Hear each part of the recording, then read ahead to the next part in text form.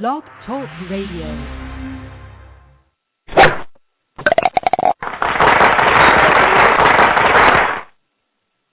Well, good evening, everybody, and welcome to Golf Talk Live. I'm your host, Ted Odorico, and tonight, October 10th of 2013, I've got a great show for you this evening for those of you tuning in live.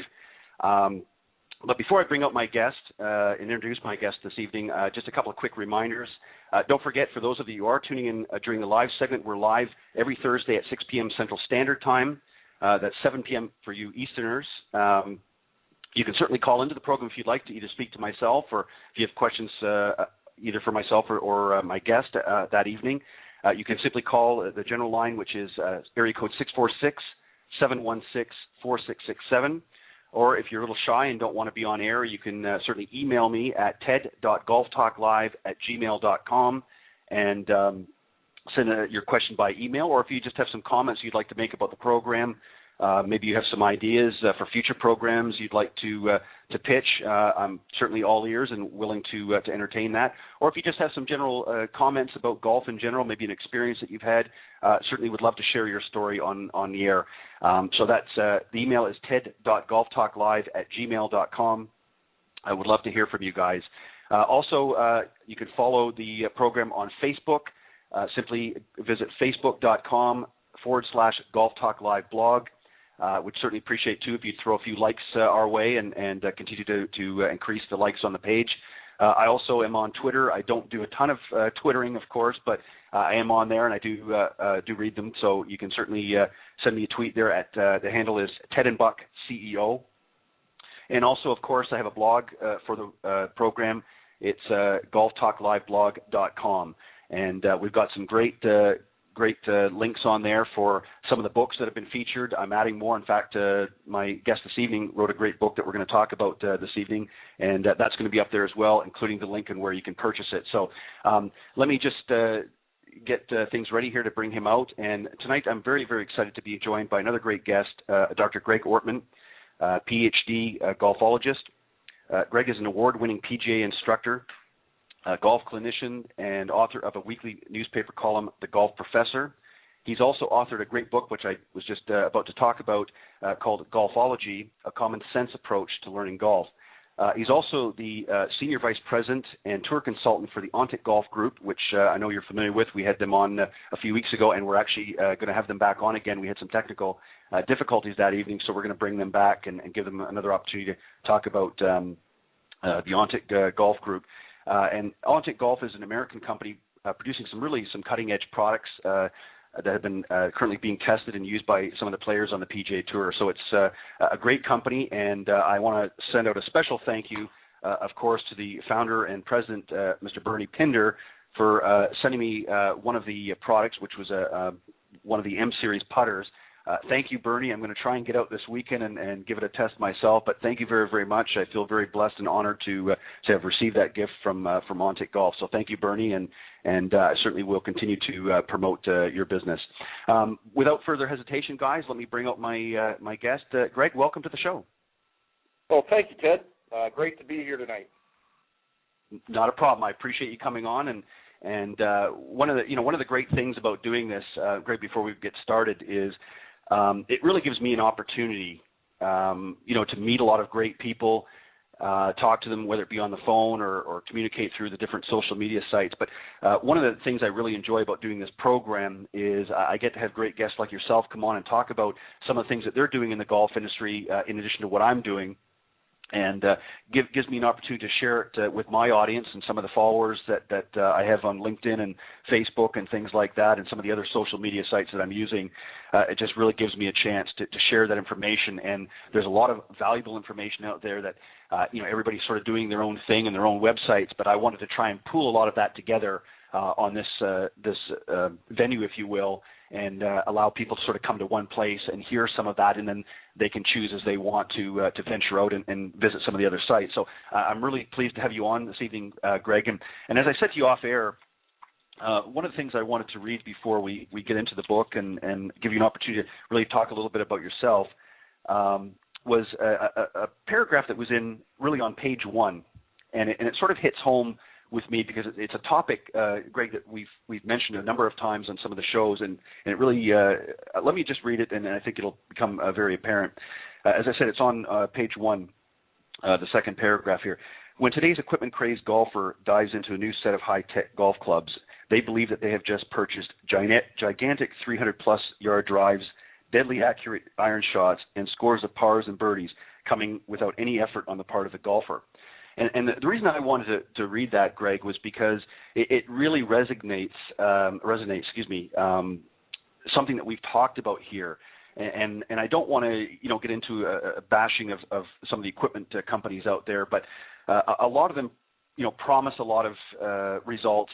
And I think that the average golfer needs to understand that those results only come with those who understand how the golf swing works and how to put all the pieces together.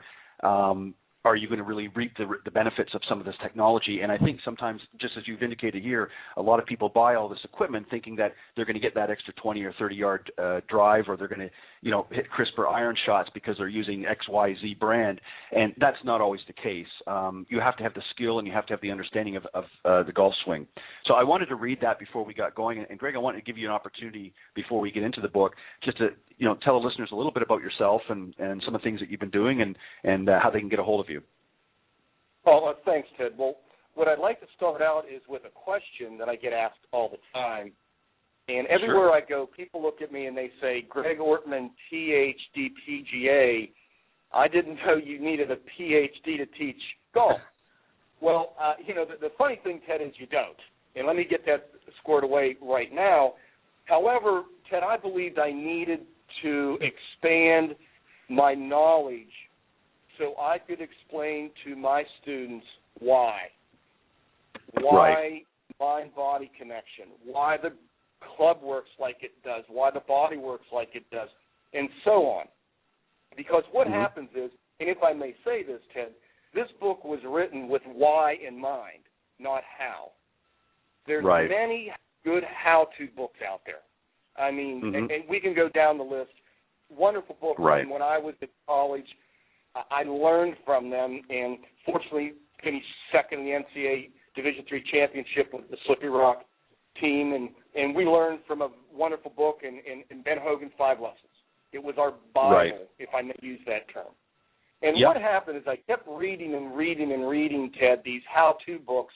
I never really saw a book that actually told or suggested to people, why do I hold the club like this? Why do I stand like this? Why do I do this?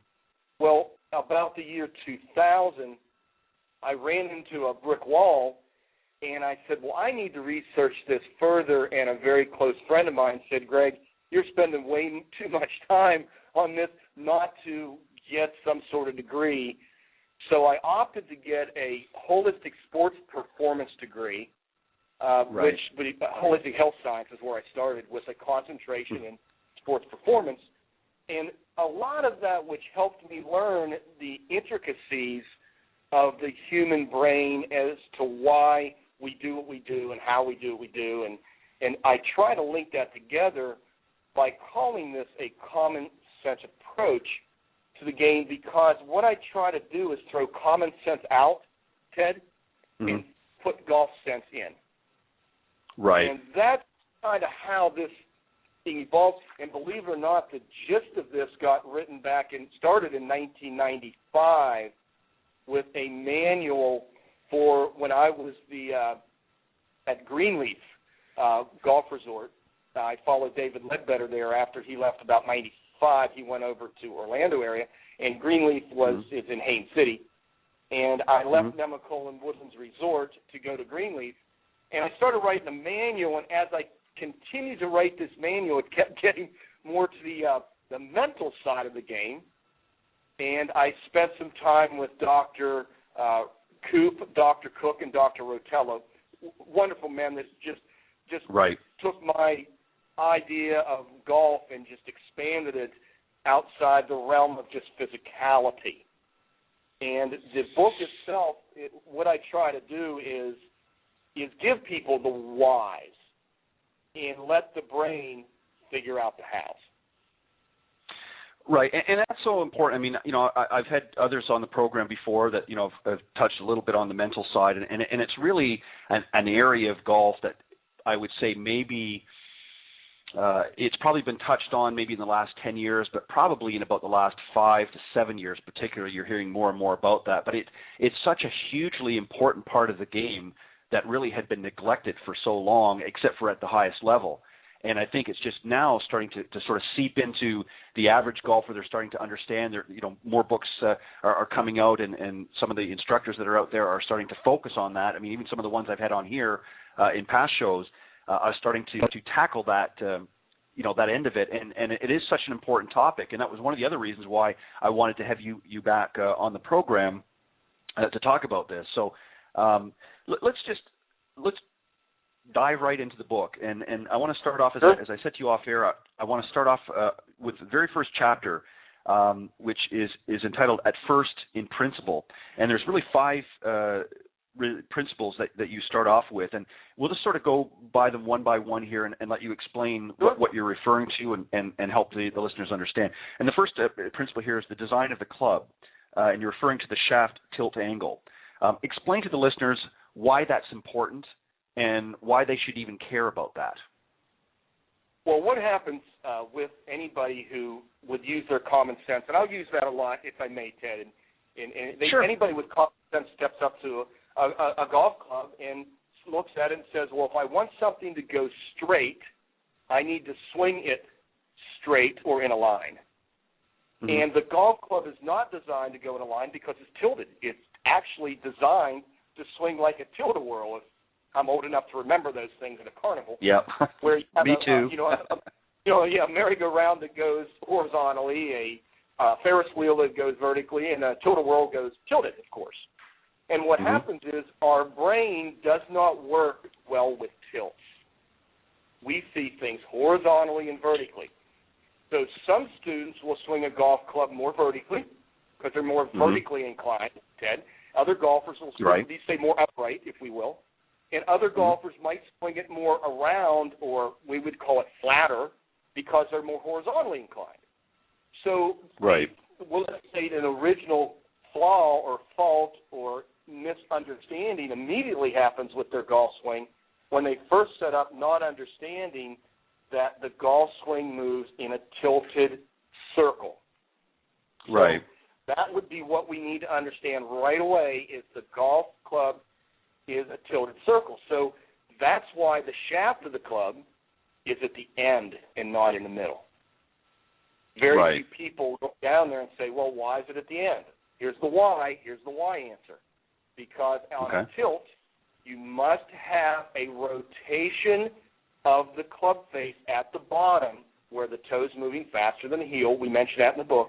You must have that to compensate, Ted, for the tilt. If you don't, guess where the ball's going to go? That's right. To the right. 90% of the time, it's busy. It has to go to the right. And without the proper understanding, yes. Right, and also to interject real quickly, and I think a lot of the especially the high handicappers out there, they can certainly understand about going to the right, and that's an area, and this is really why I found the book very fascinating. I mean, obviously this is it's not. It does have a little bit of how-to in there as well, and we'll talk about that as we progress through the book. But it's really it sort of explains why things happen the way they do, or why they are necessary in putting together the golf swing. Pardon me. And I think once people, I look at it this way, and it's too bad really that the golf industry didn't take a different approach earlier on. And almost treat it like a classroom forum and explain to people how, golf works and things like that, as opposed to hitting them with the instruction first. Because I think once people understood what it is you're trying to explain in this book, first off, I think the instruction part of it would be much easier for them to absorb and understand. Yeah. It would make sense. Yeah. Do you know what I'm saying? But please, go ahead and continue. Yeah, it's funny you say that, Ted, because the first thing we do, we have Golfology 101. Right. Where we sit down and say, okay, everybody, open your book to page 1. Oh, classroom. But through the first 15 minutes, everyone is absolutely going, I can't believe I never thought of that. I never Right. And that's what I never thought of it that way, because we were constantly using our common sense. And then it gets in the way of what I call golf sense. Right. And also, too, I think what part of it is people don't understand. They don't think that like, I'll give you an example. You know, you get a student that comes up to you and says, Greg, you know, I'm having this problem here. You know, I'm slicing the ball, and you know, you can take a look at their swing and you can try to make certain adjustments and things like that. But it makes more sense once you as the instructor understand what it is they're doing that's causing that, and number two, explaining to the student exactly why they're doing what they're doing, you know, what's causing it, and obviously they know what the effect is, at slicing or hooking or whatever the case may be. And the problem is that once you understand what's causing these different problems, and this is what happens at the highest level. The tour pros, they've hit so many balls, they've worked and gone through this process so many times, that's why they're at the level they are, that when they get out in the golf course, they know exactly when something happens, what's causing that. Now, there's certain things they can correct right away. Other things they may have to wait until they're done that round and go back on the range and work the bugs out. But for the most part, most of the high-level players on the PGA and LPGA and so forth, they understand once something starts to happen in their swing, they can make those adjustments on the fly, and you and I would never even know. I mean, you would, of course, and I myself as another teaching professional, but the average person watching wouldn't have a clue. They say, Phil hit a bad shot. Well, no, something happened that caused him to hit that bad shot, and he recognized it, and when he got to the next shot, he corrected it. Correct. You know? See, one of the things, Ted, that you alluded to something there, if I can just go on a little bit on this line, if you think about, nothing comes by chance. There's a cause for every effect. So whenever we only feel effects, Ted.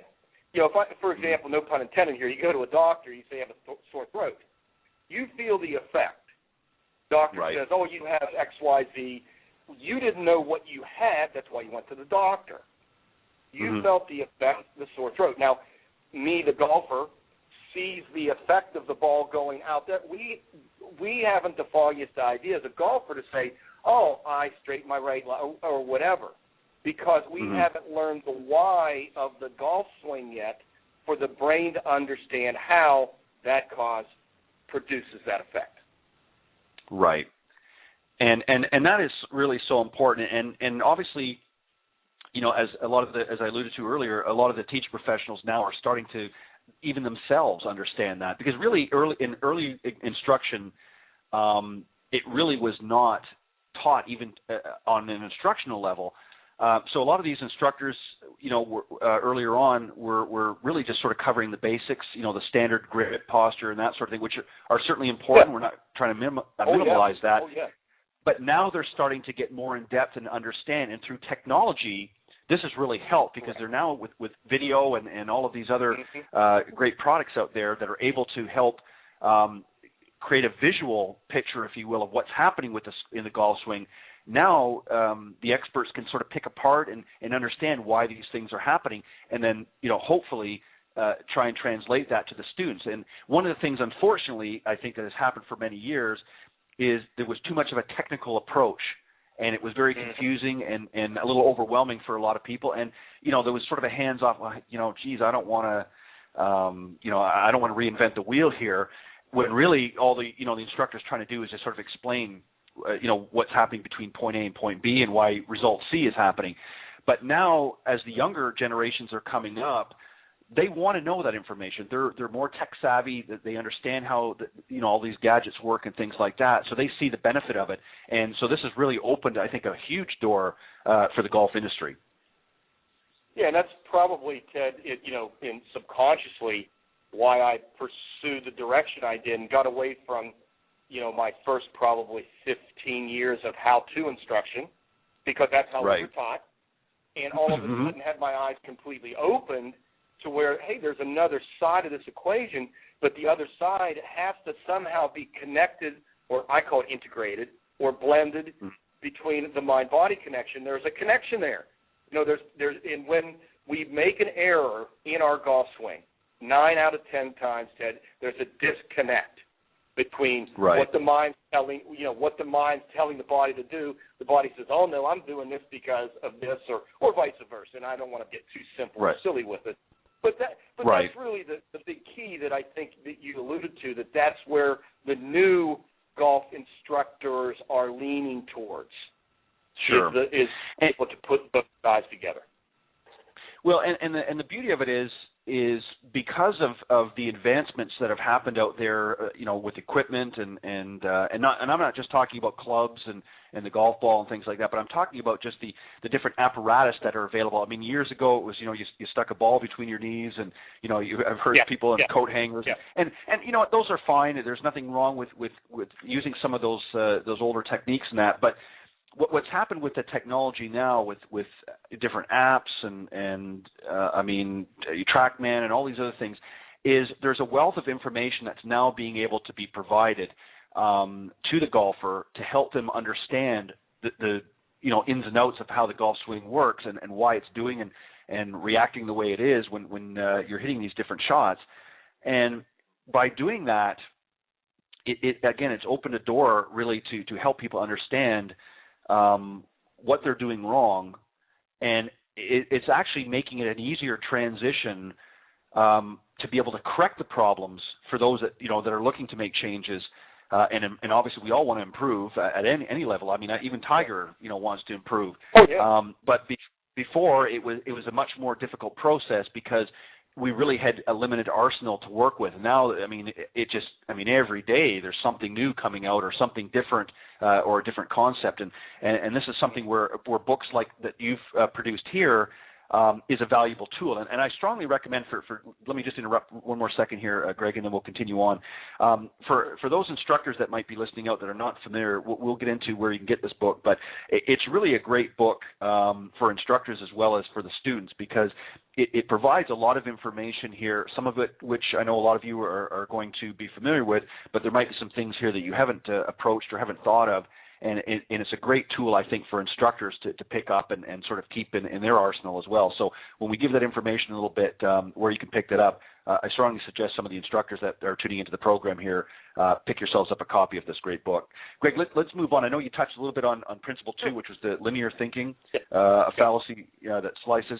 You talked about the tilt-a-whirl and things like that, and that's really kind of some of it. Is there any more in that area that you think you need to cover?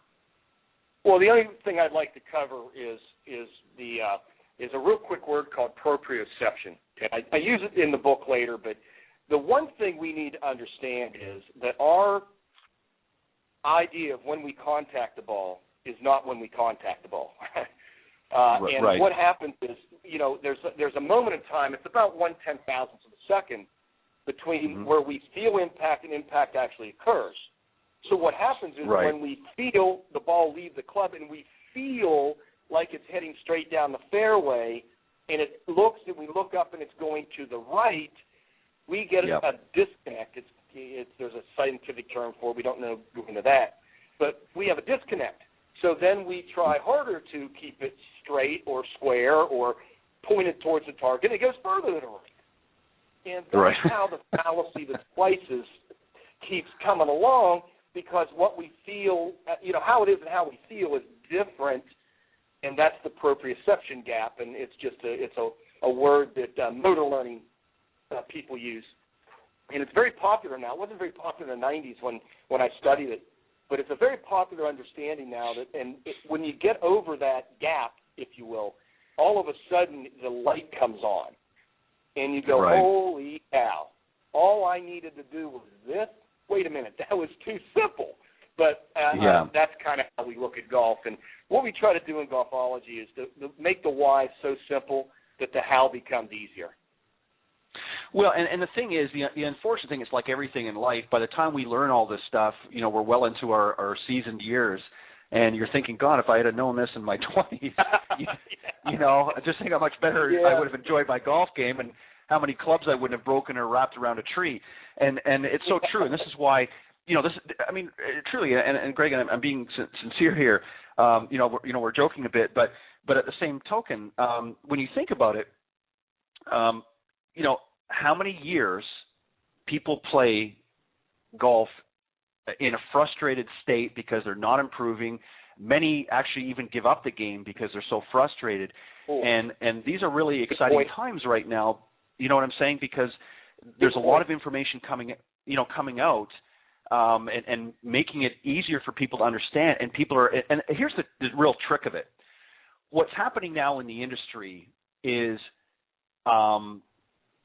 not only are the teaching professionals that are coming out, I think, much more educated, and again, I'm not taking away from some of the seasoned veterans out there. I mean, they're phenomenal instructors. They've built a generation of great professionals. But I think what's happened is a lot of the newer ones coming out, and some of the ones that have sort of reinvented themselves along the way, what's happening is they're creating a sense, if you will, of educating the golfer much more than they've done in past years. And what's happening as a result, they're engaging the golfer more in instruction now and helping them to understand. And before it was just, cure my slice and do this and do that. And now, especially the younger ones, they're being more engaged and wanting to be engaged because they want to learn and understand, because that's how they're brought up and how they're trained, in the education system, is to be more engaged and sort of absorb like a sponge. And where years ago people didn't want to do that. Yeah, and I think you hit upon something why people quit the game. It's for a while, as they're younger, their unorthodox, if I may use the term, was very effective but not efficient. And as they get older and the muscles don't work, the brain doesn't connect to the muscles as well, all of a sudden that effective golf swing, effective of course means I hit the ball, okay? Mm-hmm. They had no efficiency or correct motions in their swing to kind of hang their hat on. And once the timing was lost and the cognitive stuff, the mind body starts to disconnect as we get older, it does. Mm-hmm. They found that the game's no longer fun because the ball doesn't go as far and so on. But that can be remedied, and that's one of the reasons I jumped into this this Ph.D. of mine into understanding how to keep that mind-body connection longer throughout our lives and make our golf swing, Ted, more efficient and effective. Yeah. Well, and the thing is, what's really important to impress, because the audience here is really a very wide range. We've got some young guys out there that are tuning into our program every week, but there's also some older gentlemen and ladies as well that are tuning in, and I want to really emphasize this because there's been a fallacy that's gone around in this world, I think, not just about golf but in everything, that you can't teach an old dog new tricks, and I've been playing with this swing for 35 years, and I don't want to change. And it's amazing that in today's age, if you will, that really doing some very simple things can make a world of difference. The problem is that engaging the individuals at that level, and I'm talking about the older golfers. The younger ones, you're not going to have a problem with, but some of the older ones, the more seasoned golfers, they don't want to, again, reinvent the wheel, and they don't necessarily have to, and that's the thing that really needs to get out there. Correct. Is say, you know what, you don't have to reinvent the wheel, but we're going to equip you with the tools. Like, think of it this way: if you were a mechanic, and your boss comes up to you and says, "Okay, Greg, I want you to go and work on this vehicle over here," and he gives you a couple of tools, and you happen to realize that there's something just not right. You don't have all of the equipment. So you're going to go over and you're going to do the best you can, and you might get it running and things might work. But if you had all of the tools in your bag, so to speak, and I'm not talking about physical equipment, I'm talking about the mental side of it, you're actually going to be able to have a better rounded game, and you're going to improve. And if you focus in the areas that really the thing that drives me nuts, and this is, again, why I wanted to read that short passage early on, and again, I'm not here to bash the equipment manufacturers out there. God love them. They've got some great stuff coming out and have come out with. But there's this misnomer that people have that if they get that brand new driver, they're going to get that 20, 30 extra yards. And I'm sorry, but that's just not true. They're not going to get that result if they don't have the proper tools mentally to understand what they need to do to use that new driver. And you can sit and swing that thing until the cows come home, but if you don't understand how to utilize it and get the most out of it. Somebody talked about this a few weeks ago. I think it was actually, might have been 2 weeks ago. My guest was on here. And really, the best benefits from a lot of the equipment that's out there is reaped at the tour level or the higher level, or excuse me, the lower handicap players, because they understand a lot of these things that you're talking about in your book. Right. Whereas a lot of the high handicappers, they don't. And so they get frustrated, and as we talked about a second ago, they just said, you know what, I'm just going to keep either playing with what I got, or I'm just going to give up altogether. I'm just, I'm never going to get better than a 25 handicap, and they just fold and then, maybe play once in a blue moon type of thing. But and they get frustrated. And this is one of the things why I wanted to do this program, was to bring in some good instruction and some good books and things like that, and let the listeners tune in and get some great tips. And it didn't mean to monopolize the time there, but well, that's okay. I just feel that there's just so much out there that's available, some great stuff that's out there, and I think that if we continue to re-educate the golfing public, if you will, with some of the things that you're talking about here, I think people will start to enjoy golf again. And I'm not saying that people don't, but there's a lot of, believe me, there's a lot of frustrated people out there, many who are still in the game, but some of them that have dropped out. And I would like to find a way to re-engage some of these people and say, hey, you need to get back in here. There's a lot of information that you didn't have the first time around that we're going to give you now. So let's move on in the book. Principle number 3, proper spine angle, why down equals up. Now, this is obviously something that most people will understand once you get into it, but explain this third principle. Well, the third principle is pretty simple. It's that everybody wants to get the golf ball in the air, Ted.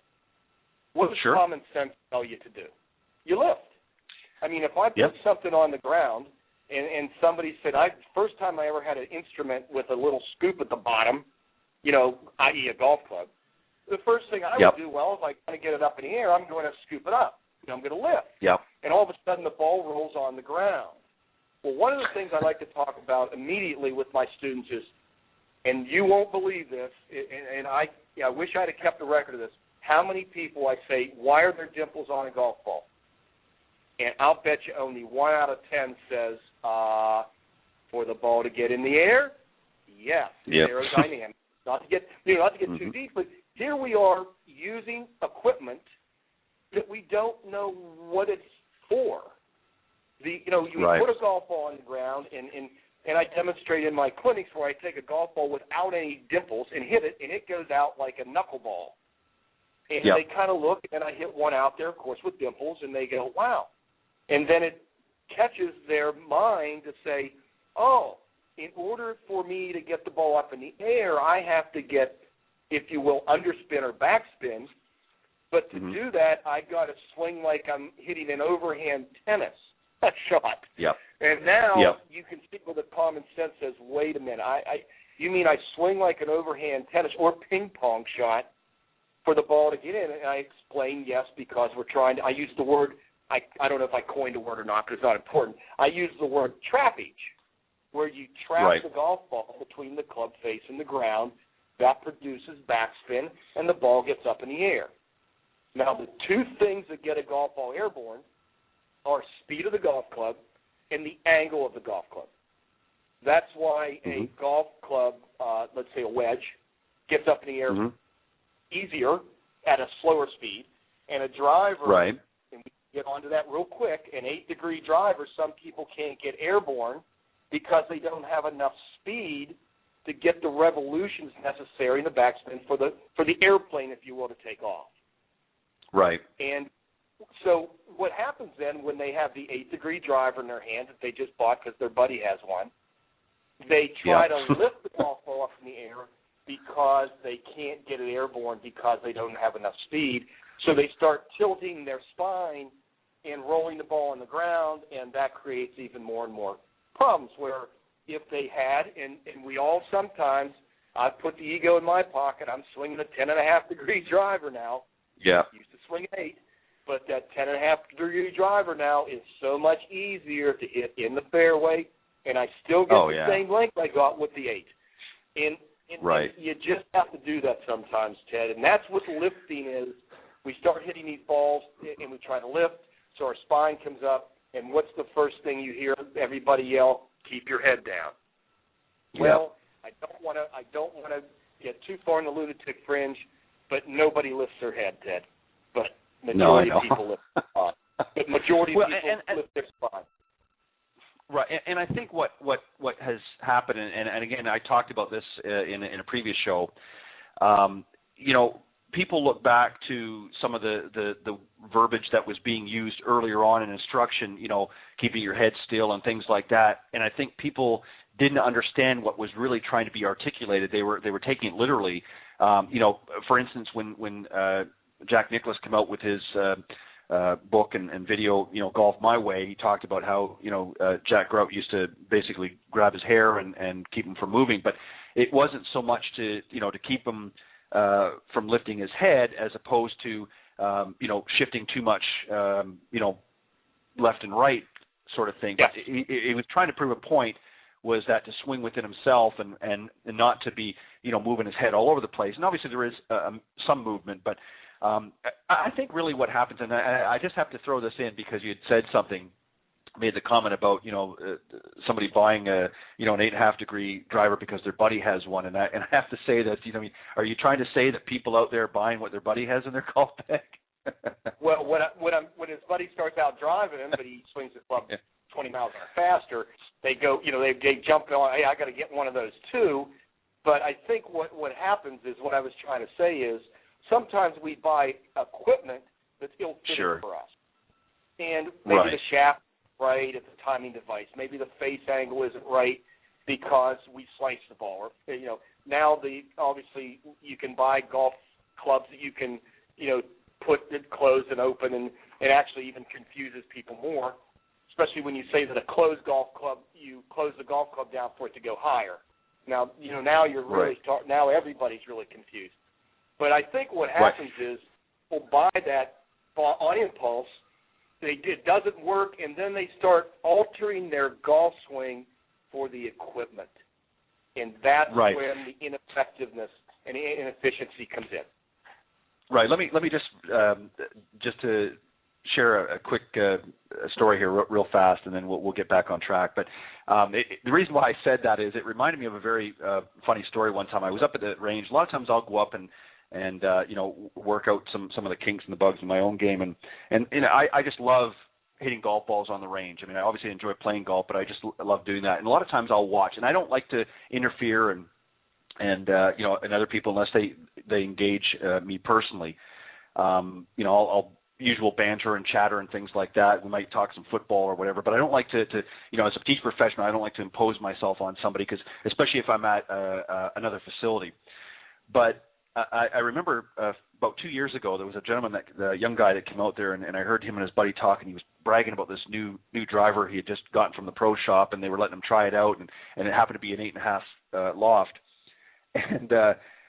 and he was bragging about how great this driver was. It was going to improve his game, and he was going to buy it and all this kind of stuff, and so he starts hitting a few, and he happened, for some reason, it drifted over to me, and he's going on. And I said, let me have a look at what you got here, or what you're getting. And he's going on. And I said, well, swing a few, and let's see how it works. And of course, they were going all over the place. And I said to him, don't you think the money well spent would be to maybe understand the equipment first before you make that purchase? In other words, do you need that 8.5 degree loft? I mean, you're not hitting it very high, number one, but you're also moving it 30 yards to the right. You're not, you understand what I'm saying? And I tried to explain to him in a nice way. I mean, I didn't want to, I'm probably not saying it in quite the same words, but the point that I was trying to make is before he went and spent that money, he needed to be properly fitted instead of just buying what he thought he needed. And he ended up going back in, and sure enough, when he came out and he eventually did get the club, it was a much higher lofted driver, and he was much happier with it. And of course, he, worked on things with his game. But the point was, this young guy was going to go out and buy something that I know he was not going to be satisfied with. Now, he still had a few things to work out, but when he swapped it out for a higher loft, it actually, had improved the results a little bit just by that simple thing. Now, obviously, he needed some other help and things like that, but the point was, this is what happens, and it really hammers the point that you had made about people doing what they see or copying and that sort of thing, and not being properly fitted, and understanding that if you're going to buy some equipment, you need to understand first what it's going to do, how it's going to react to the swing, and what the results you're going to get. And don't just get it because Joe over here is using an 8.5 or 9 degree loft. If you need a 10.5, if that's what's going to work with your game, then that's what you're going to need. But you need to be fitted properly. And a lot of guys don't do that. And, next Christmas rolls around and they're asking for another driver.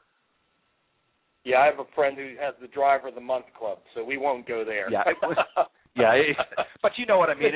But he was happy afterwards, and he thanked me, and he said, "Well, hey, that's great. I appreciate the tip." And normally I don't do that, but when he was going on and bragging about this driver, and then I saw him hitting a few, and they were all over the place. It was left, right, and up, down, and whatever. I just thought, kid, you're going to spend about $300 and something for that new driver, and it's not going to do a thing for your game. And yeah, it's great to brag you got the biggest and the best and the latest, but if it's not going to help your game, what good is it? I totally agree. But anyways, I just thought it was kind of humorous to inject. But all right, principle number 4, the true goal of the optimum golf swing. The goal is obviously not to hit the golf ball. So let's dive into principle number 4. Well, one of the misconceptions of common sense is, especially people who just start out, the target becomes the golf ball. Right. The target is actually the direction you want the ball to go. Fairway, green, and whatever. And the common sense says that I target the golf ball, which causes the golf club, of course, to either slow down or hit behind the ball. Decelerate is a word that I hear a lot. When we do our clinics, people hear the word decelerate. So what has to happen is the golf ball gets in the way of our golf swing. And that's a reprogramming of our common sense to golf sense. In other words, everybody knows this. You take those 3 little practice swings, and this is I just love it. They set up over the ball, and all of a sudden, it's almost like their hands become bricks because they're trying to hit the ball. We're trying to, it's kind of like trying to put a thread through a needle. And if you try to do it, and if you just kind of just let it, it'll happen. And one of the things that happened, I was very lucky in my years when I was in Florida. I spent 2 years with a gentleman named Mo Norman. Not the whole time, but he would come down and make visits to my golf school at Worldwoods in Tampa, Worldwoods. And he said something one time in the way he says things. If you knew Mo, it was a wonderful experience.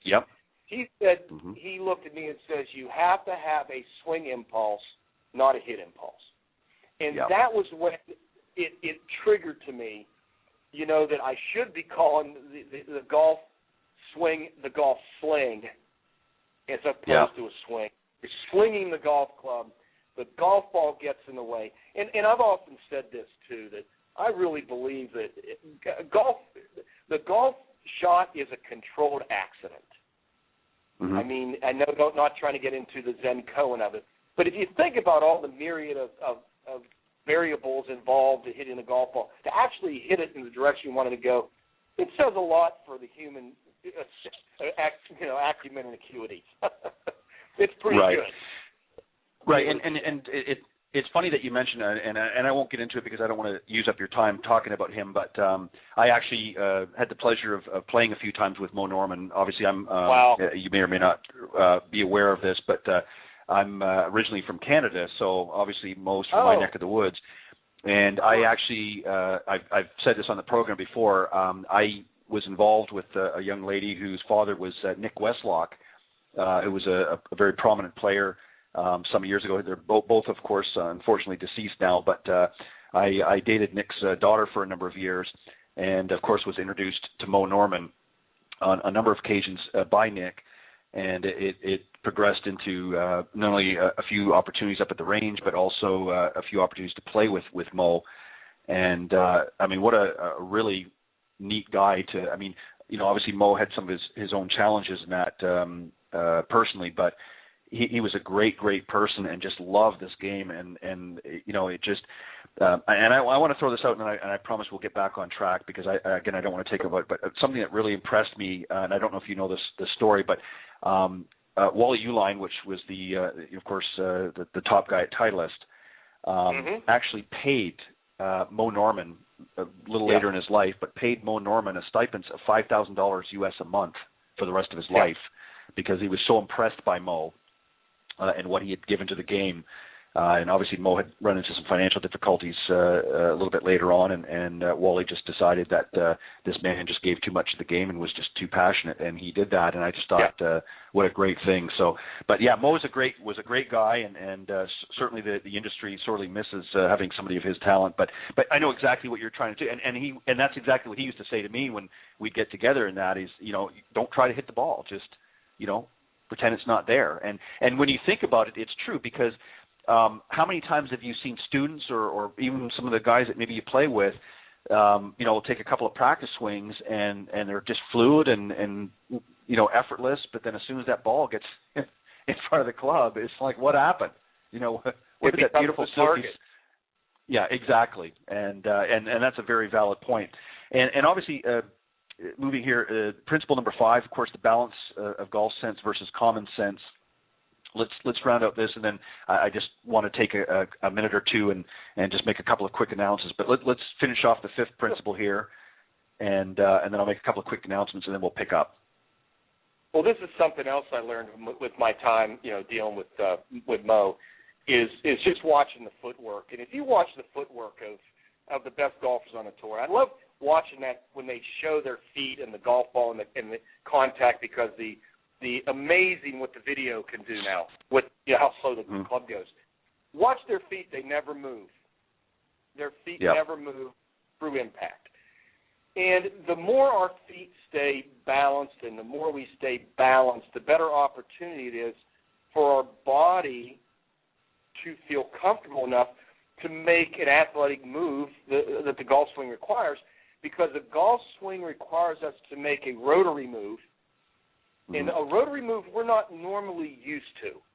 We're used to linear moves. I mean, and how we stand to the golf ball and where our weight distribution, things like that, are actually counterintuitive to what our innate balance is.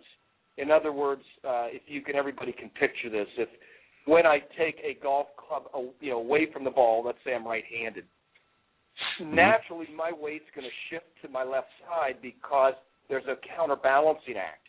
Because I've got stuff going to the right, I need to stay balanced on the left. And all that is basically is, if we can work through that common sense, golf sense of balance to start, then we've already conquered a lot of the battle to create the optimum golf swing and making our target as opposed to the golf ball. Right, exactly. And you mentioned in your book here, you talk about a lot of the mistakes in the golf swing, begin with balance, and as you were alluding to there, a lot of people, because of their imbalance, sort of cause that the effect is that reverse weight shift, and that's really been a killer. I mean, I don't know how many times you've seen on the range and working in classes and things like that.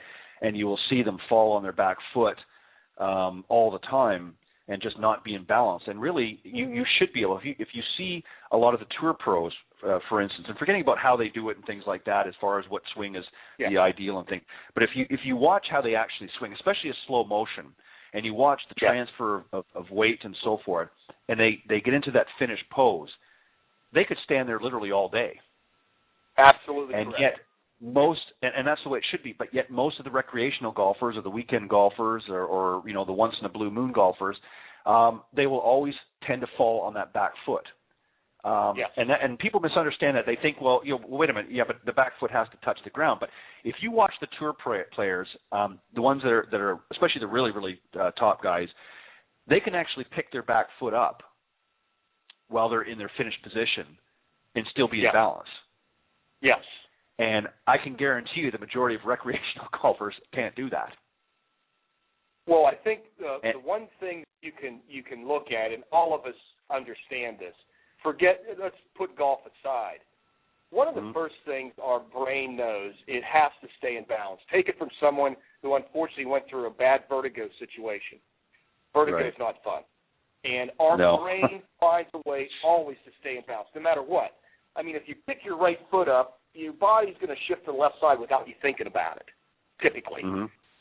Right. You know, so, and the two things I think, number one is the balance, and the other thing is your body refuses to hurt itself. So it will go up on its toes or do things it has to say, oh, my goodness, I'm going to hit the ground, so I need to do this. And next thing, our weight's on our toes, we're lifted up. And all these things are happening only because our common sense is going back to our innate programming, which is balance, and we don't want to hurt ourselves, and the idea of our target being in a line or being linear. Those are the three things that I feel with Golfology covers the why of this, and the rest of the book helps to correct that or helps everybody see the opportunity to change that and to become, have what I call the optimum golf swing. For them, their optimum golf. Right. And that's such a great point, and it's something that I think, the listeners, I want to, really have them understand. And I think this book, as I said to you, off the air, I've had a chance to really go through the majority of it. I'm still finishing off some of it, but we'll get into the rest of it here in a few minutes. But after I make a few announcements, but there's just some really great information here, and it's not, a sort of how-to book. There's certainly some points in here that we'll allude to in a few moments, but that certainly help cover some of the basics that people need. But there's really a lot of great information contained in this book that I think will help people to understand a little bit more. But Greg, just sit tight for a minute or two and just let me make a couple of quick announcements. For those of you that are tuning in live, my special guest this evening is Dr. Greg Ortman, Ph.D. and PGA Golfologist. And he's written a really phenomenal book. We've been talking here for the last little while, and it's called Golfology, A Common Sense Approach to Learning Golf. And we're going to tell you how you can get yourselves hands on that in a few moments after we continue on here. But just thoroughly enjoying the conversation this evening. I hope you guys tuning in live are learning some new things as well. But there's just so much to the game that I believe has been lacking for so long, and it's very refreshing to see somebody that's stepping out there and created a book that I think will help fill in a lot of the gaps that people have in their minds about the golf game in general, but also about the swing and different things that they need to understand. And as I said, Greg has done a phenomenal job with his book, and we're going to tell you how you can get your hands on a copy. But before I do that, I just want to remind everybody some of the people coming up in the next few weeks.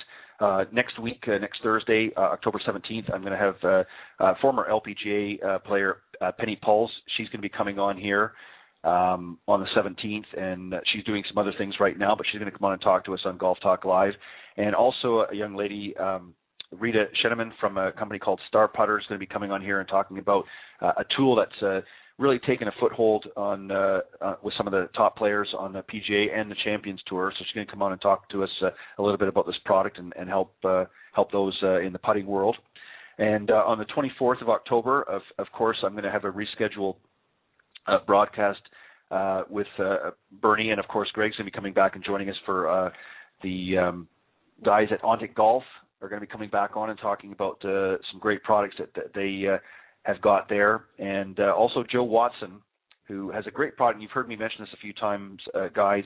It's called No Sweat Lotion, and for those of you, especially down in the southeast here, where it gets mighty hot in the summer, this stuff is great. You spray it on your hands. It's non-toxic. It's I would almost hazard to say it's a holistic product, but it's great. You spray it literally on your hands. Rub them in for a quick second or two, and it dries with no residue, and there's no, as I say, toxic chemicals. And basically what it does is it prevents your hands from sweating, especially, as I said, down here in the southeast. And I've used it several times. It's available on, the link is available on my blog at golftalkliveblog.com. you can click on and actually purchase a bottle or two right there. And I strongly suggest I think it retails, if I'm not mistaken, for $8.99. It's well worth it. You get several applications, and as I said, once it dries, you could even, if you were eating a sandwich or something, you don't have to worry about getting anything in your body. It's not, as I said, it's non-toxic. But it's a great product for those of you that are playing out in some of the hot conditions and your hands kind of get sweaty. Even if you're wearing a glove on one hand, for those of you that do that, it's still a great thing that you can spray on and on your other hand and so forth. And actually, even on the glove, it helps a little bit too. And I've used it myself several times. So consider that a testimony that it does work. It's not some fluke. So Joe's going to come on and talk a little bit more about that and some of the people that are using it. And then rounding on October is another young lady that's going to be coming on, Diana DeLucia, who also is going to be coming on talking about a book that she put out called Golf Club World Behind the Gates. And it's a beautiful, beautiful book. I'm waiting to get my copy here shortly. But she's got some great photographs, and I won't get into all the specifics right now, but it's a fantastic book. She's had a lot of positive feedback on it, so I'm going to bring her on October 31st to talk about that. And then, of course, I'm really super excited, as I mentioned last week, on November 7th, Kent Nobis, one of the owners of Nine Iron Drink, which is a sports hydration drink, is going to be coming on, but he's bringing a very special friend with him on the program, Mr. Billy Casper.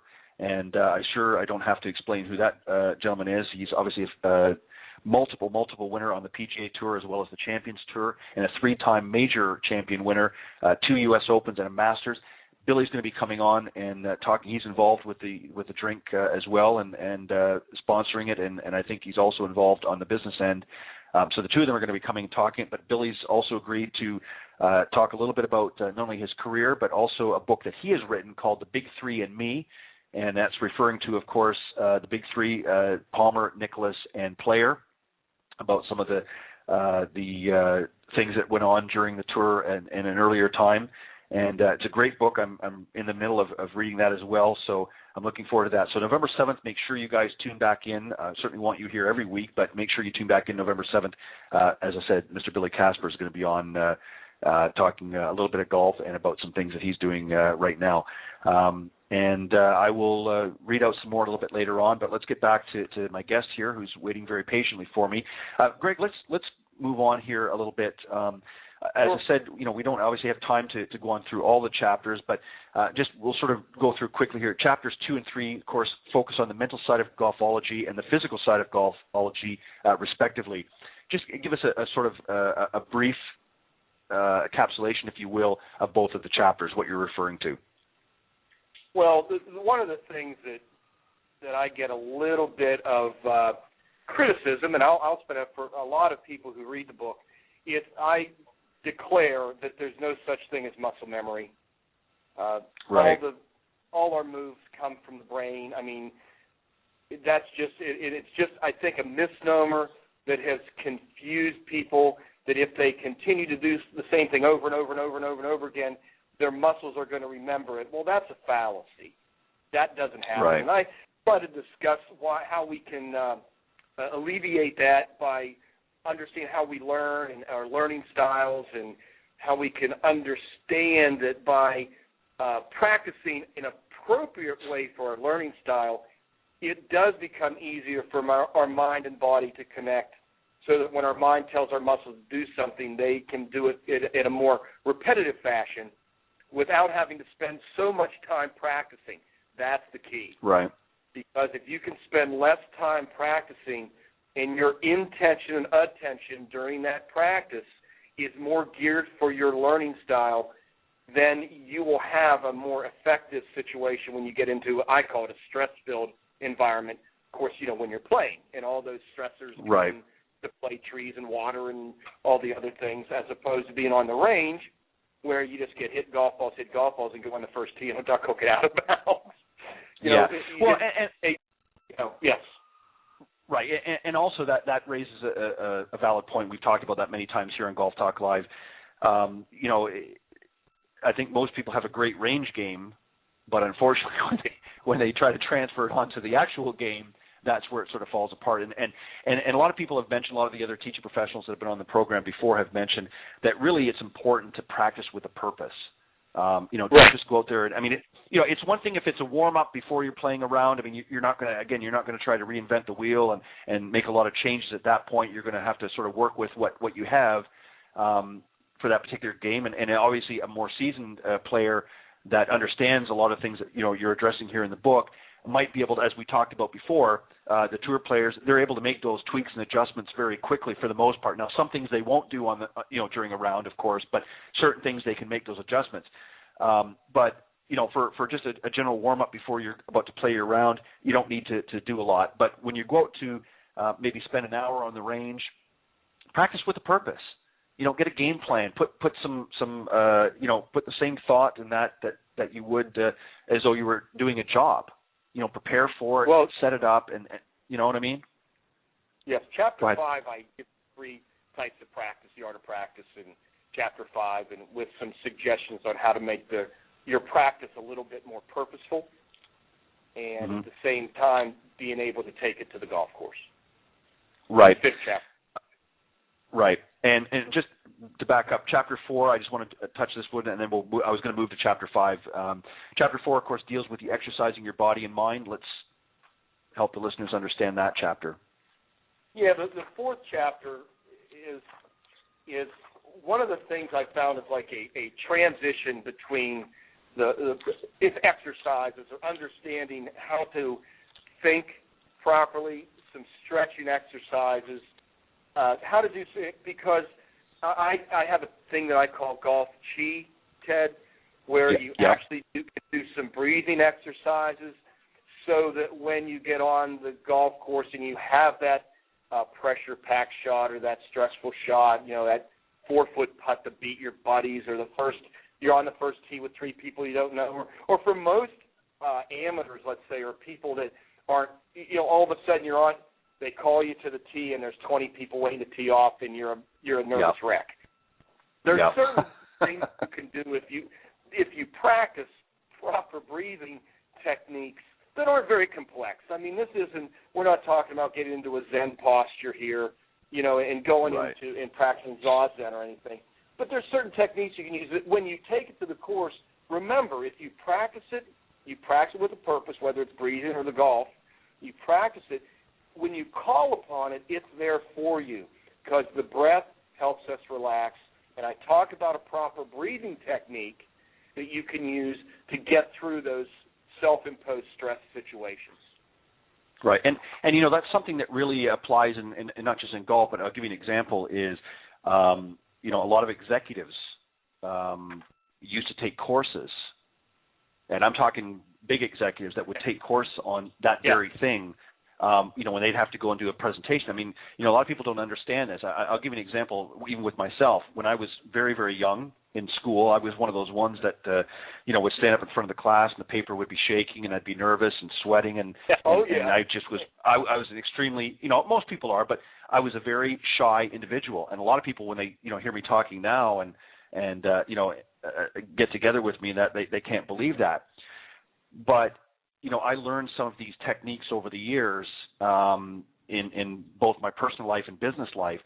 And one of the things that I remember an executive told me, he said, you need to go and do this and do that, and here's the reasons why. And, at first I kind of rolled my eyes, because I was just a young chap, and I thought, you're kidding me. Why would I want to do that? I just, But once I did that and followed suit, it became very clear the benefits. And, and that was sort of a trick of the trade, if you will, of how these guys do that. Because, when they're up standing in front of maybe, 500 shareholders, or they're talking in front of their peers and things like that, even some of the most successful people came from a background of very nervous Nellies, for lack of a better word. Most but they've, in fact, some of the most successful people were just that.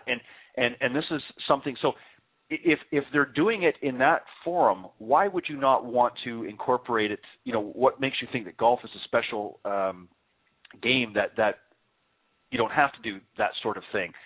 So it only makes sense that if you're going to do it for public speaking or for business or what have you, why not bring it into your golf game? Relax and get the stress. I mean, you're not going to get rid of it all necessarily every time, but if it can help relax you and make you more comfortable, because as soon as you become nervous and so forth, tension creeps into the body. And that, as we all...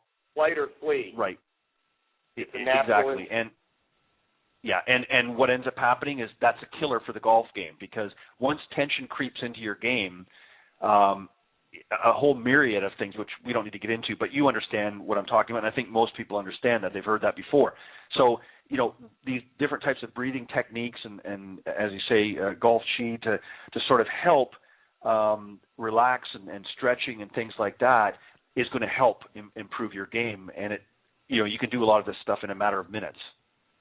Yeah, it's only 3 to 5 minutes a morning, and it could be less than that. Once you get the technique down, you can call upon it at time that you like. It doesn't have to be golf. That's one of the nice things is you're doing this for a holistic part of your life, which is the whole, which is the mind and body. And once again, I'll keep alluding to that because it's the mind-body connection that not only makes us a better golfer, that will make us feel to be a better person. Exactly. And also, too, what a lot of people don't realize, and for those of you that are a little younger that are listening, I'm going to be 50 next year. Let me tell you something. What goes around comes around. And what I mean by that is when you're younger, you have a lot of, fears and things because you're just sort of coming up in the world. But as you gain experience and knowledge, you start to work through a lot of these issues. But as you get older, just by virtue of the fact that your body changes, as Greg had alluded to earlier in the program, some of those things can come back in. So by having these different techniques, you can help the aging process as well, because a lot of people don't realize that as you get older, just look on the tour as an example. You see some of the more seasoned golfers that have been out there for a long time. That's why a lot of their putting, they get the yipes and things like that, because their nerves are no longer as solid as maybe they once were, and that's an age thing. Unfortunately, that's going to happen to all of us. But there are things that you can do that you can do to help, and as you say, the muscles change and things like that. So it's something that, as you young guns out there might think that you've got the corner beat. Well, let me tell you, when you start getting into your 40s and beyond, it changes pretty quick, and the old hair on top starts to change too. So you got lots of things coming down the pike for you young guns out there. So Lord be with you. But anyways, but that's a great point, Greg. To that doing these different techniques and things like that are important to the game. And this is why having this stuff in your book is just fantastic. Let's quickly go. I mean, I know you touched on it, but the art of practice. Just I think touch the on only that thing a bit. Chapter 5. Oh, yeah, I'm sorry. The only thing I need to mention there, Ted, is I do talk about the 9 bad shots of golf and some techniques on how to practice to alleviate them. I don't want to get into all of them, but, I talk about slice book, topping, things like that. I mean, I think what it is, it gives everybody an understanding that, yes, there is a fault, but there is a fix. And if you study and don't go in and say, I'm going to pull this out of my hat and pull this out of this and pull this out of this and pull it. If you have one method and you stick with the method and the method works, stay with it. It doesn't have to be this method. But you need to find out the method that works for you. And I just talk about a little bit on how to fix those shots, Ted. Well, and also, too, something that was, and here's something, and it'll become more evident when we get into the next couple of chapters, but you also have incorporated a little bit here in Chapter 5. You've got a section here about setting goals, and that's so important to work hand in hand. Yeah, exactly. And a lot of people don't do that. Like, for instance, I'll just read a couple things quickly here. Like you've got as an example, I will be, a 10 handicap by, and then you've got a date here.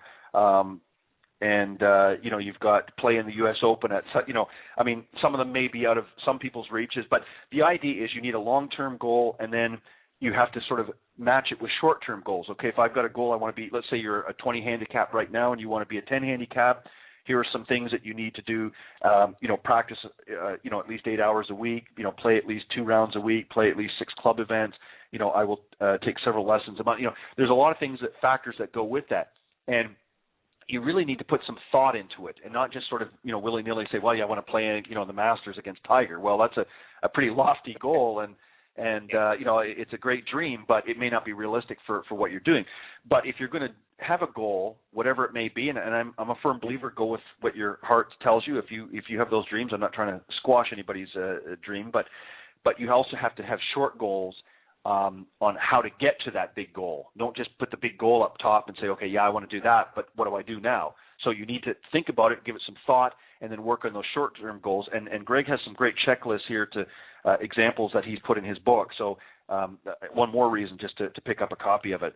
And obviously chapters number 6 and 7, Greg, again, I know we can't get into everything here, but 6 and 7 deal with the checkpoints for the short game and specialty shots. And again, you've done a fantastic job here of really breaking down some different shots. And again, let's just start with the short game. Just maybe, again, sort of glossed over a little bit about what you're trying to do with this chapter here, number 6. Well, basically that chapter is nothing but bullet points, little checkpoints. Right. Where someone, and the reason this book is in the format it is, by the way, it's in a spiral format. So that someone can actually take it out on the driving range or at the practice green and lay it out. Mm-hmm. And it lays out flat. So they can lay it out flat. Yep. Okay, I'm going to work on like chip shot. Well, here, ball back, weight forward, open stance, so on and so on and so on, and go down the checklist so that when they get over the shot, they go through their little ritual, bang, bang, bang, bang, bang, and they're ready to hit the shot because they've got all of that stuff out of the way. I've always felt that the short game had a lot more to do with the pre-shot ritual than it did with, and then it becomes just a matter of practicing feel. And if we could teach feel, you and I probably wouldn't be on the air right now.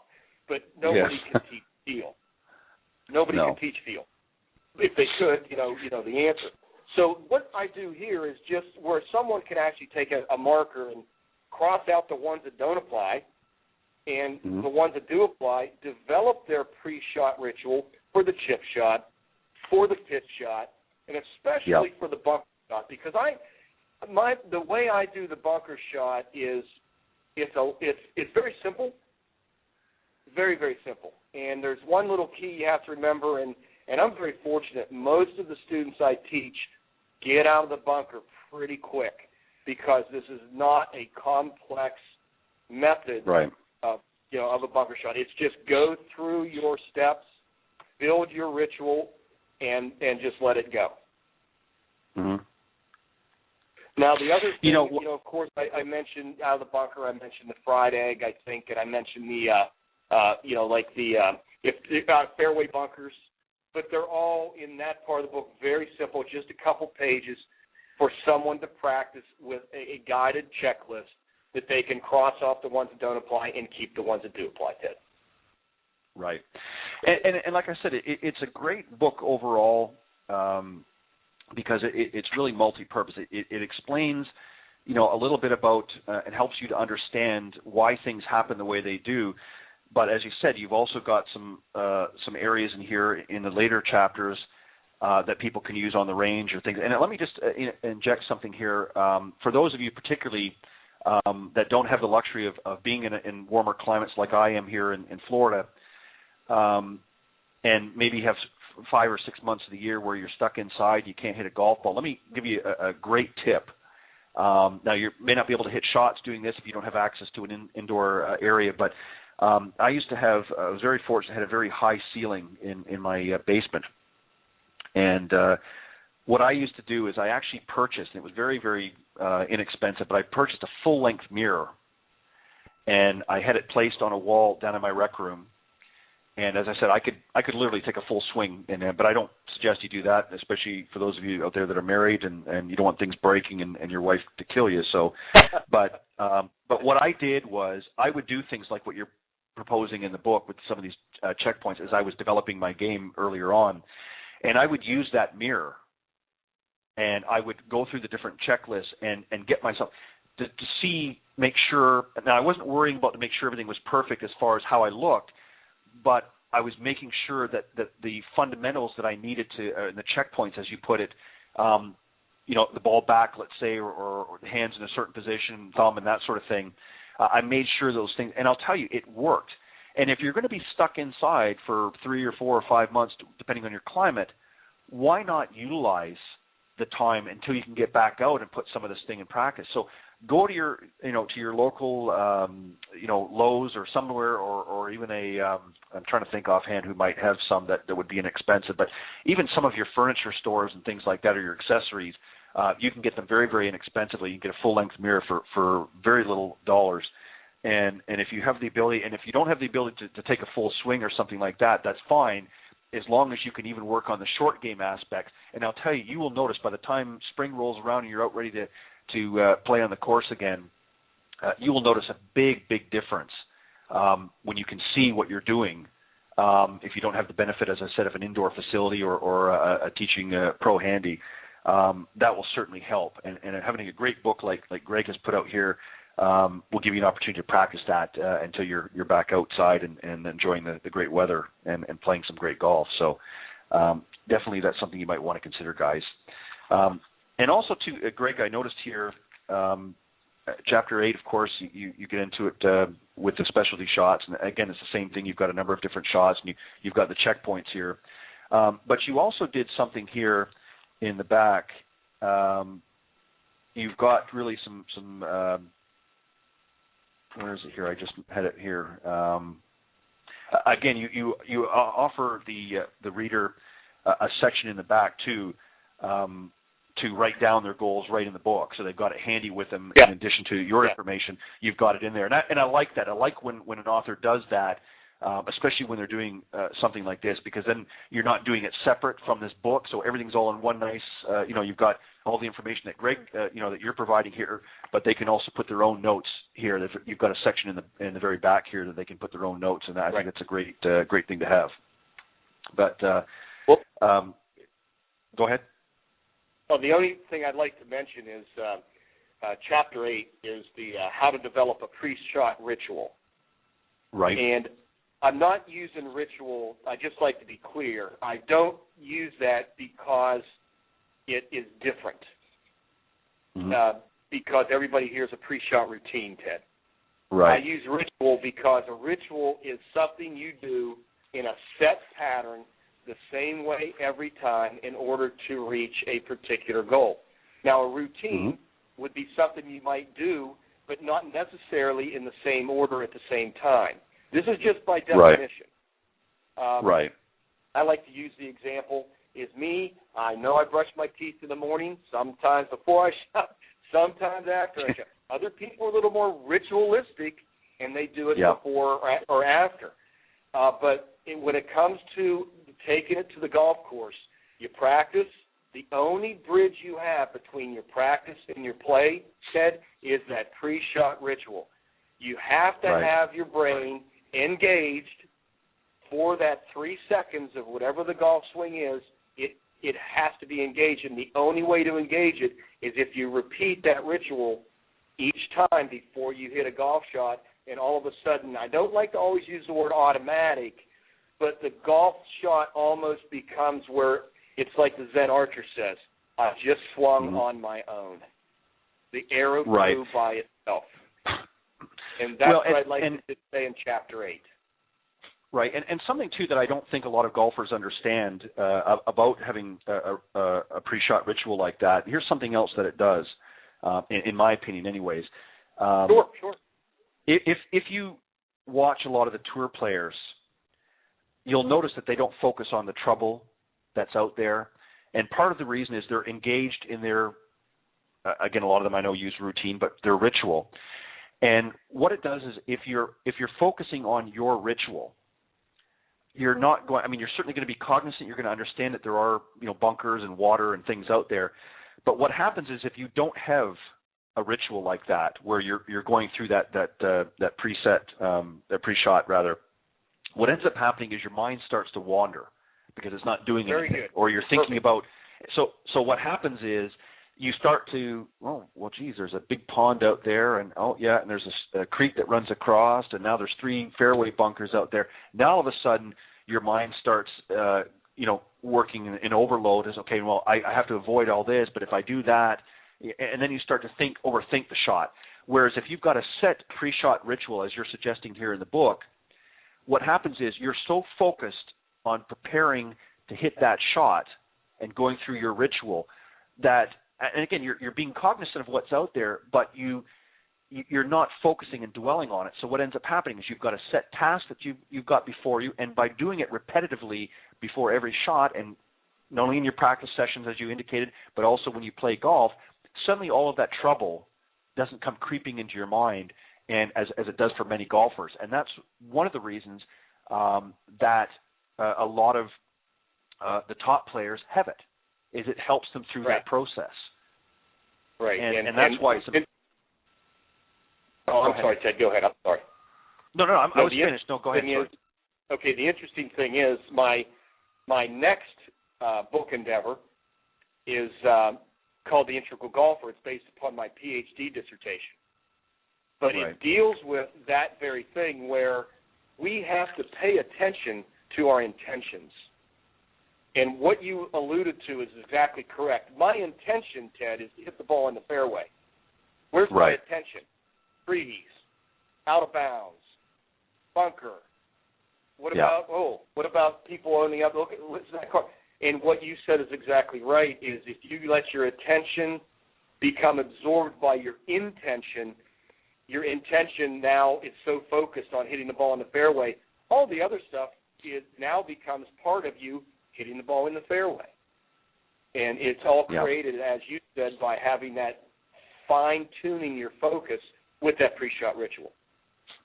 And the interesting thing too, Greg, is if you watch some of the best players that have played the game, guys like Nicklaus and Tiger and some of the other ones, if you watch the intensity of their focus on their pre-shot ritual, that's why they're at the level they are. Now, obviously, a lot of these top guys, all of the PGA players do that, but the more I'm a firm believer that the more focused that they become, the better player they are. I mean, they all have great swings. If you go back in time and you look at some of the guys like Trevino and things like that, and Chichi Rodriguez, some of the earlier players, they certainly didn't have a picture-perfect swing compared to, say, somebody like Adam Scott or some of the other ones. And look at, even in today's game, Jim Furyk. He certainly doesn't have a picture-perfect swing by industry standards. But what they do have is they have a focus, and they understand that they need to have that pre-shot ritual, if you will, before they hit that shot. So they're putting in their mind what it is they need to do. They're not sitting there letting every thought roll through their head. They've got a specific agenda that they want to do, and that's what they're playing like a short video clip, if you will, in their head of what they need to do to prepare for the shot. And they stick to it. And by doing that, the ones that do it better than the others are the ones that succeed more. And that's why you see guys winning, multiple majors and things like that. Those are the guys that have fine-tuned that to such a level that they're able to drown. Think about these guys. These guys are out playing in front of tens of thousands. Forget the TV. Tens of thousands of live people. Sometimes you might get as many as 500 to 1,000 or more standing in behind a tee box. Correct. That's pretty intimidating. Well, how about the times when it looks like they're hitting it over top of people's heads? Yep. Because they're so close to them. You better be, you better be focused. And they are. They're top-notch professionals, and they're just a joy to watch because they prove a lot of the stuff that you and I have talked about for the last hour or so. They prove that it can be accomplished at any level. Yep. Right. Exactly. And the average guy out there is so unfocused that, if he was in that same situation that you see some of the tour players, people would have to back up to Baltimore in order to get out of the way of the shot because they'd be thinking, that guy's standing down here, I'm going to hit him, and that's, I'm just, joking around, but you know what I mean. And that's the purpose of having that pre-shot ritual. Greg, we've been talking here about this book. Let's tell the folks out here that are listening how they can get their hands on a copy, where they can get it, and how they can get in touch with you and go from there. Okay, thanks, Ted. My website where you can buy the book is www.peakperformance, one word, PERFORMANCE GOLF.com. And if you go to the website, you'll see on the first it says About Us. It'll be a little drawdown. It'll go to Golfology, and there will be a link to a website, it'll be the link to the PayPal, and you can use PayPal or credit card. And it just hit buy now. You click it. You fill the information out like everything else, and my fulfillment company will fulfill the order and get it right to you. And that's peakperformance-golf.com. And if anybody wants to contact me personally, I'd love to hear from them by email, and it's Golfologist, GOLFOLOGIST @live.com. Perfect. And just to let the listeners know, and as Greg, I know you already know this, but I'm just going to let them know. I haven't got it on there yet, excuse me, but I'm going to have the link and the cover of Greg's book on my website or blog. It's going to be available in the next few days. So for any of you that are surfing on the Golf Talk Live blog, you will see that Greg's book there, and you'll be able to click on that link and go directly to the link that Greg's talking about, so you can actually purchase it from there as well. And I'm doing that obviously as a courtesy for having Greg agreeing to come on the program and talk about this great book. And it is a fantastic book. As I said, I got just a little bit. I'm actually reading through the last couple of chapters. There's a lot more in there that obviously we didn't cover, Greg, because it's just not enough time, and obviously we have to have something left for the readers to have when they get the book. So we want to leave something and a little meat left in there for them to take. But I strongly, I know there is. But again, just let me summarize here for those listeners out there. It is a fantastic book, and it's definitely something that you want to have both off the course, or rather when you're at home and in comfortable surroundings to read some of the more in-depth parts of the book. But you can, as Greg had indicated, you can take it to the range and open it up flat and work on some of the checkpoints that he talks about, particularly in Chapter 7 and 8.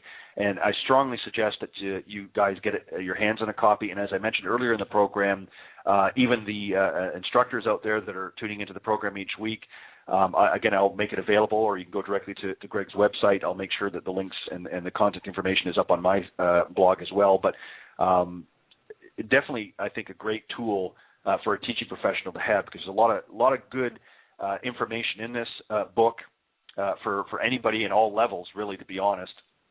So, for those of you that are tuning into the program, please get yourself a copy of Greg's book.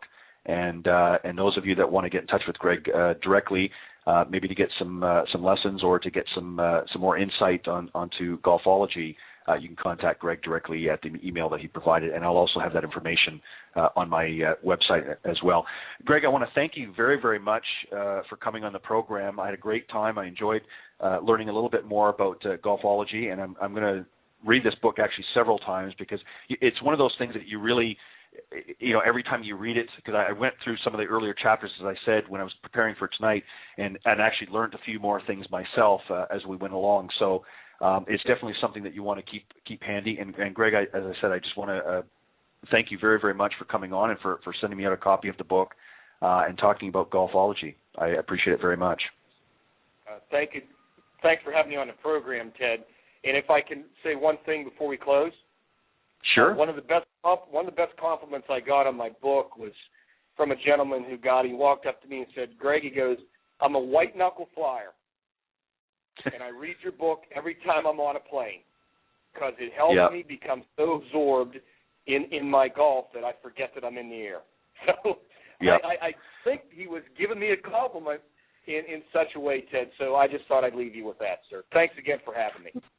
Not a problem, and I know you'll be back in, 2 weeks. You'll be coming back on with Bernie. 2 weeks, the 24th. You'll be back on here, so you'll be able to come back on here, and we'll be talking, as I said, about Ontic Golf, which is Bernie's company, and again, I want to thank Bernie for sending me that putter. It's great. I'm looking forward to getting out there and using it. And as I mentioned in the very beginning of the show, Greg is a Senior VP at Ontic Golf and works a lot with as a tour consultant, and also works with. I guess you've worked with a number of in the product testing as well. Yes. Yes, I have an indoor studio and swing lab where I do most of my teaching indoors year-round, and we do a lot of testing on a lot of the products Ontic has with my student base and the professionals I work with. Yes, sir.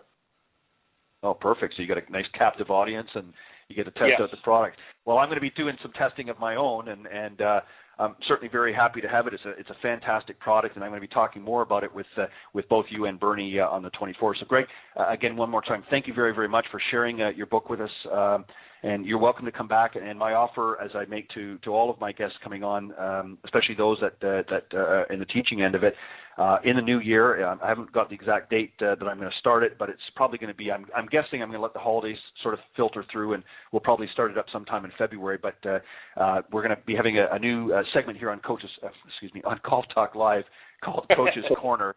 And you can tell I've gotten over my nervousness and my shyness. I'm talking so fast now, but we're going to have that new segment, Coach's Corner, where the listeners will have an opportunity to actually call into the program and speak with some of the coaches and the teacher professionals and ask some questions and get a little help with their game. So, Greg, that invitation extends to you. I'd love for you to come back on. And also, we can work a little bit of the Golfology in there as well. So help them out with their games and help them make a little more sense of their golf game. So you're certainly welcome to participate, and I will be in touch with you in the weeks to come to let you know about that as well, so you can find out how to participate. But I would certainly love to have you as part of the group. Yeah, I'll plan on doing that. Now, look forward to hearing from both of us in a couple weeks, Ted. Okay, sounds good. Great. You have a great evening, great weekend. And again, one more time, thank you very, very much for coming on and sharing your book, Golfology, with my listeners. And as I said, I will have that information up on my website in the next few days so that people can find out how to get it and have that link on there for them as well. So thank you very much, Greg, and have a great evening. Good, Ted. Good night, everyone. All right. Thank you. Okay. For those of you that unfortunately didn't get a chance to catch the live program, we're just winding down here. I've just got a minute or two left. And I'm just going to make a couple of final announcements before I sign off. One being, again, some of the upcoming guests. On October 17th, I'm going to have former LPGA player Penny Pauls is going to be on here. And also Rita Sheneman is going to be on here from Star Putter. He's going to be talking about a great product, a tool, if you will, that helps with your putting. So she's going to be on here talking about that. On the 24th, as I just mentioned with Greg and Bernie Pinder are going to be coming on from Ontic Golf and talking about the products that they have, and certainly excited about having them back on the show. And I believe also Barry Goldstein. You can tell I'm getting tired. Barry Goldstein will probably be calling in as well. He's also involved with the Ontic Golf Group. And I know most of you that have listened and tuned in the past know who Barry Goldstein is. His daughter is out doing some great things right now at LSU with the golf team out there. In fact, I think they just got to one of their first events.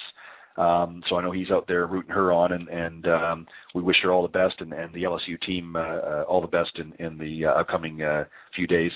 And, of course, rounding out October 31st is going to be Diana DeLucia is going to be coming on with another book called Golf Club World Behind the Gates. And it's a very, very a lot of great photographs in this book, and she's got a lot of attention as a result of it. And I want to have her on here and talking about that and sharing it with the listeners here in Golf Talk Live. And I just, want to reiterate how much I appreciate those of you that are tuning into the program every week. I appreciate all the support and on the different social media sites. I know that particularly on Facebook and LinkedIn, I do a lot of postings every week of letting you know who's going to be on the program and letting you know that we had a great show and so forth, and get a lot of comments on it and get a lot of personal feedback as well. And I hope that you're enjoying it. And I certainly want to engage the listeners a little bit more. I hope that you will do that, and that's one of the reasons why I'm going to have the Coach's Corner segment coming up in the new year. I think it's going to be a great opportunity for those of you out here that maybe need some help with your game. We're going to have some of the coaches that have been on already, but also some new ones that I'm going to have lined up are going to be coming on and giving their thoughts and views on how you can help your game and shed a few strokes off your game, maybe take you from a 25 handicap down to a 10 and maybe beyond, depending on how lofty your goals are. So make sure that you continue to tune in every Thursday at 6 p.m. On Golf Talk Live, and you'll be hearing more about the Coach's Corner in the weeks to come. Just to give you an idea of the schedule coming up as well, one other note, I'm going to have 3 shows in November, and I'm going to take a break for, obviously, the week of Thanksgiving. I'm not going to have a show. Obviously, people will be with family and things like that. And then again, subsequently in the month of December, the first 3 weeks of December, I'm going to have shows. And, of course, the last one I'm not going to have, obviously it's going to fall right in around Christmas, and I probably won't have the one immediately after New Year's either. I'm not 100% sure yet. I'm going to wait and see how it falls, but so I might take a couple of weeks there through the holidays as well, just to give everybody a little bit of a break, but we'll fire right back up in the new year, and I'm really, really excited. A lot of new changes are going to be happening in the new year, and a lot of great guests are going to be coming in. And one more guest I want to mention, I'm very, very excited about having this gentleman on, actually both of the gentlemen on. Kent Nobis from Niner Drink is going to be coming on. As I mentioned, he's involved in a partnership with Billy Casper. Billy's going to be coming on the program on November 7th, so you want to make sure you mark that on your calendar. It's going to be a great show, and of course the phone lines are going to be open, so some of you may want to call in and talk to Billy and Kent, but Billy is also going to be talking a little bit about his career. As those of you that know his career, he won 51 PGA Tour events, 3 of which were major championships, 2 being the U.S. Open, and 1, of course, being the 79 Masters. So we'll talk a bit about that. I don't know how much time we're going to get, but I'm going to try and squeeze as much as I can with Billy. And also, I want to talk to him a little bit about his book, The Big Three and Me. It's basically an autobiography that Billy Casper has put together, and he talks about, obviously, his life on tour and things like that, and also talks about Arnold Palmer and Jack Nicklaus, and of course Gary Player, among others, of course, that he played with some of the greats really in this game. Just a phenomenal story, and I'm looking forward to finishing that book in the next week or so. But Billy Casper will be on November 7th, so I'm going to be announcing that officially on the different sites in the next week or so, but I just thought I would throw that out here this evening and let everybody know that he's going to be coming on the program on November 7th, so make sure that you tune in.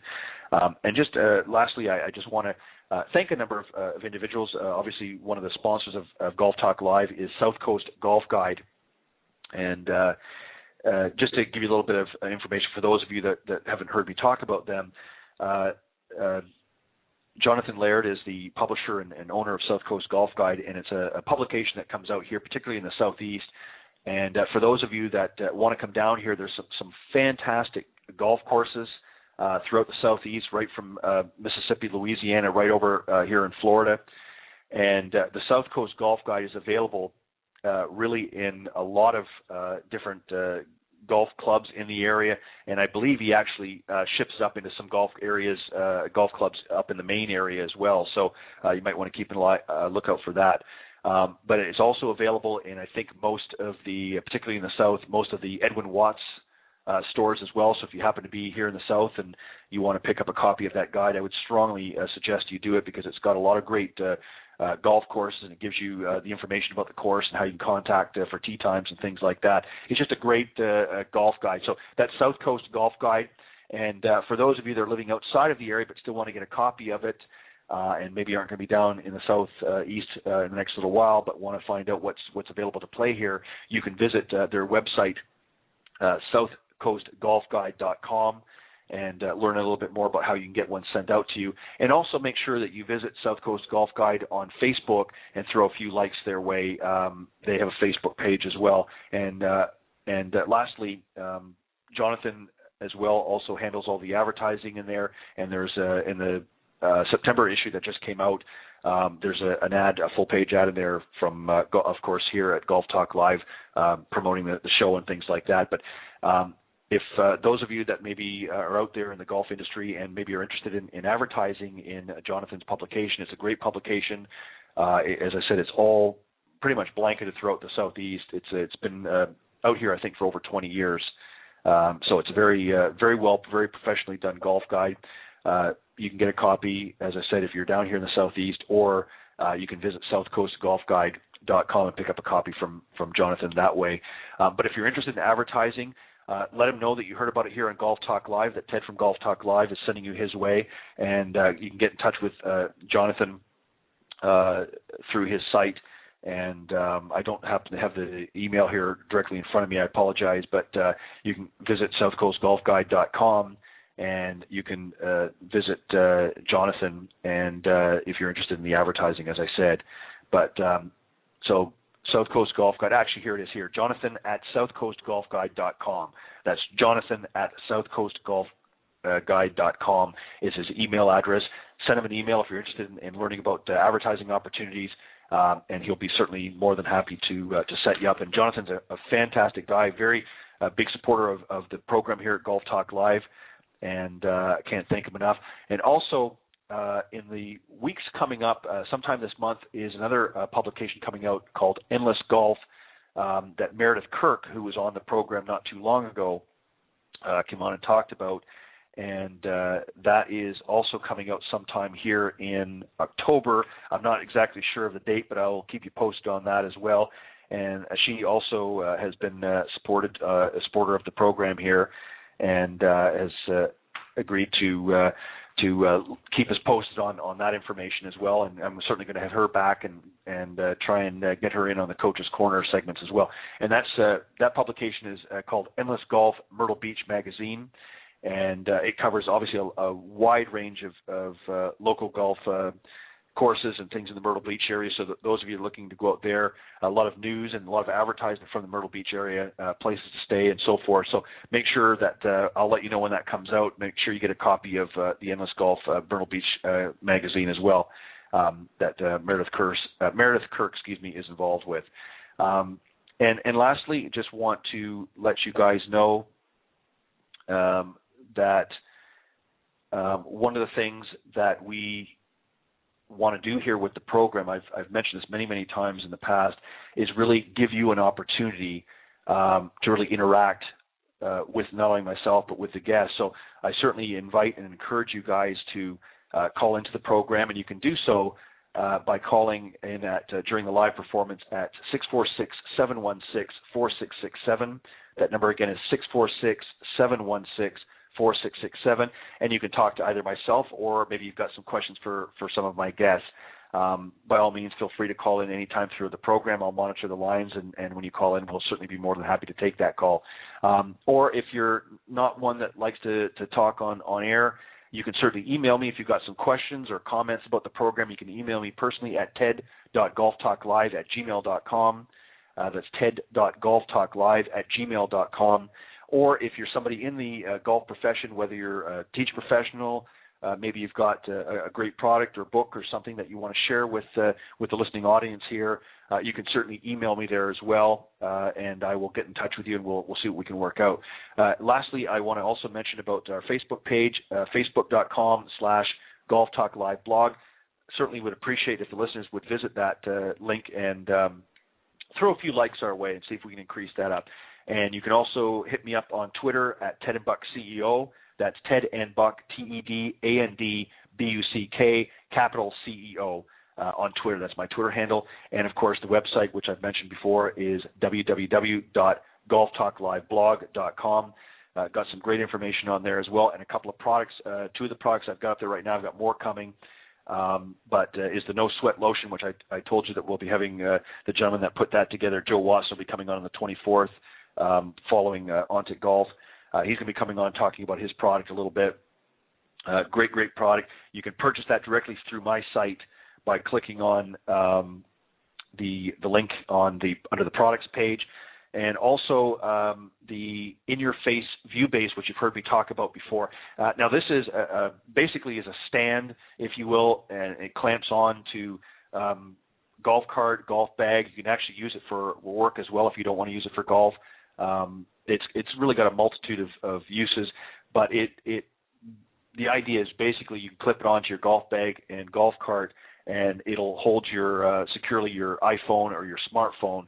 so that if you're using, let's say, or you've got some video that you want to have handy, you can mount that on your golf cart. It just clips on with a secure clip, and that way your phone's not sliding all over the place, and it's not, going to be bouncing around and get damaged anytime soon. So that's also available, the in-your-face view base. You can get that through the Golf Talk Live blog website at golftalkliveblog.com. Under the products page, you can click on there and purchase it directly from the site, and I believe it retails for $29.95. It's a great deal. I have one, and I've been using it, and it is very, very sturdy and very solidly built, and it has a flexible component to it, so you can actually move it around and position any way you want, and actually the portion that clamps to the phone actually rotates 360 degrees. So if you're watching video and you want to watch it horizontally or vertically, you can switch it, as I said, 360 degrees. So make sure you check out those great products. I'm going to have many more coming in future. I want to thank you all again for tuning into the show, Golf Talk Live, every week. We're on Thursdays at 6 p.m. Central Standard Time, 7 p.m. Eastern Time for you East Coasters. But you can visit us at blogtalkradio.com/golftalklive is the link. Appreciate it for those of you that are maybe tuning in for the first time, that you'll continue to tune back in. I've got some great guests coming up in the next few weeks and working into the new year. And for those of you that have been tuning in on a regular basis, I would certainly appreciate it if you can pass the link around and pass the word around to tune into Golf Talk Live every Thursday here at blogtalkradio.com. And we're on Thursdays at 6 p.m. Central Standard Time. Thank you very, very much for tuning in. And again, I want to thank one more time my special guest, Dr. Greg Ortman, Ph.D. and PGA Golfologist, and for his great book, Golfology, A Common Sense Approach to Learning Golf. It's a fantastic book. Make sure you get yourself a copy, and I will have that link available in the next few days on my website for you to be able to purchase that. Thank you very much, Greg, for coming on the show one last time. And everybody have a great evening. Great weekend, and we'll see you here next week, Thursday, 6 p.m. Central Standard Time, here on Golf Talk Live. Thank you, good night, and God bless.